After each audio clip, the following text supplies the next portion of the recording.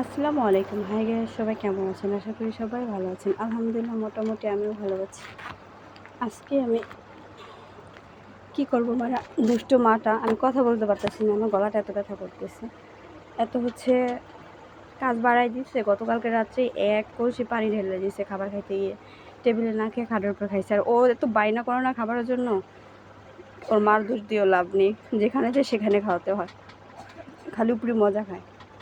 যাই হোক, কিছু করার নেই। 3টা তোষক ভিজছে, ও ঘরে পানি ফালাইছে, দুনো রুমে পানি ফালাইছে। তো আমাদের বাসা আগে ছাড় পোকা ছিল, এখন নাই। অনেক কষ্ট তাড়াইছি। তো এত কষ্ট করে নতুন তোষকগুলা বানাইছি, কষ্টে জিনিস যে বুঝে সেই কত জ্বালা, নষ্ট হলে কতটা খারাপ লাগে। তো তাই আমি অনেক কষ্ট করে, আমার ভারী জিনিস আলগানো নিষেধ। আমার বোন ওরা বিরক্ত হয়ে গেছে, ওরা রোদ দিয়েছিল, কিন্তু ওদের রোদে আমার পছন্দ হয়নি। ওই দিনকে একটু বৃষ্টিও লাগছিল। আজকে বের করাতে সবাই রাগ হয়ে গেছে, যাক আমারটা আমি একা বের করছি, কেউ ডাক দিয়ে। তো এত কষ্ট করে বের করছি, রোদে দিয়েছি, উল্টায় 1 ঘন্টা রাস্তা দাঁড়াইছিলাম। যাই হোক, অর্ধেক কাজ সেরে তারপর আইসা পড়লাম গোসল টোসল করে। এখানে আসার পর ম্যামের সাথে আজকে একটু ঢাকা যাব। বুঝে বললাম আমাদের নতুন পার্লারের কাজ চলতেছে, ঢাকা যাব। তো ঢাকার উদ্দেশ্যে রওনা হলাম। তো আমি এখানে গাড়ি দেখতেছিলাম, এখানে আবার এসএসসি পরীক্ষা চলতেছিল। তো এখানে রোড বন্ধ ছিল, এখান থেকে বের হয়ে যেতে হবে। এটা বিএম স্কুল। যাই হোক, আমরা ঘাটে চলে আসলাম। ম্যামে আবার এই নৌকা ছাড়া পার হয় না, সে সব জায়গায় চলাচল করে। আজকে ট্রলারে নাকি নৌকা দিয়ে আসছে তাড়াতাড়ির জন্য, কিন্তু নৌকায় আবার একটু দেরি হলো, কারণ তাড়াতাড়ি পর দেরি হয়ে যায়। এখন বাজে প্রায় 1টা। তো এইখান দিয়ে আমি আবার এই রোদ্রের ভিতরে একটু ভিডিও করতেছিলাম। ভালো লাগে পরিবেশটা।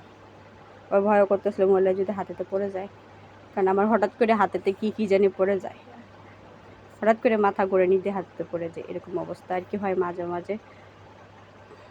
তো আবহাওয়াটা খুব ভালো লাগতেছে, রোদ্রের জন্য আমি কিছু দেখতেছিলাম না, এত রোদ্রে ছিল। তো উঠে আমরা আবার রিক্সার জন্য দাঁড়াইছিলাম।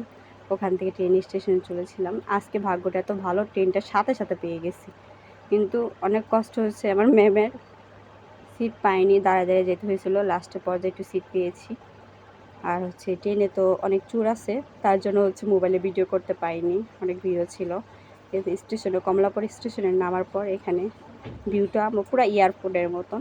এখানে টিকিট কাটা হচ্ছিলো।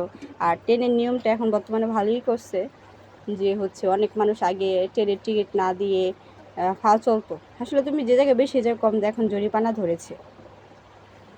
এখন ভালো সিস্টেমই করছে, প্রতিটা লোক এসে চেক করে। তো যাই হোক, ঢাকার উদ্দেশ্যে গিয়েছিলাম কিছু কিছু কাজের জন্য। কাজ সেরে বাসায় এসে পড়ছিলাম, অনেক শুয়েছিলাম। এখন রাত বাজে 11:15। এখানে যে আমার ভাল লাগছে, মাংস আজ খিচুড়ি রান্না করার কথা ছিল, কিন্তু সবাই ঘুমায় পড়ছে, আমিও এসে শুয়ে বলছিলাম। তো এখন আমার মাংস খেতে মন চেয়েছিল, ভাজা মাংস, অর্ধেক অর্ধেক কাঁচা মাংস। তো আমি ছড়তেছিল না, অনেক কষ্ট করে বটি দিয়ে কাইটা কয়েক পিস নিয়েছি ভাজার জন্য, কাঁচা কাঁচা, অর্ধেক কাঁচা। এত জার্নি করার পর সারাদিন তো খাইছি।